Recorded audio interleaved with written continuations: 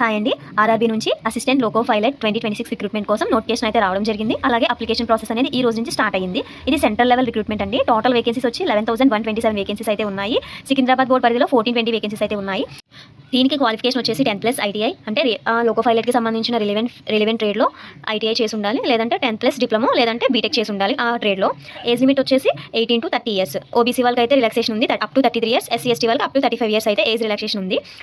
Selection వచ్చేసి CBT 1, CBT 2, CBAT, next document verification, next medical examination అయితే ఉంటుంది. Already application process అయితే start అయ్యింది May 15, 2026 నుంచి.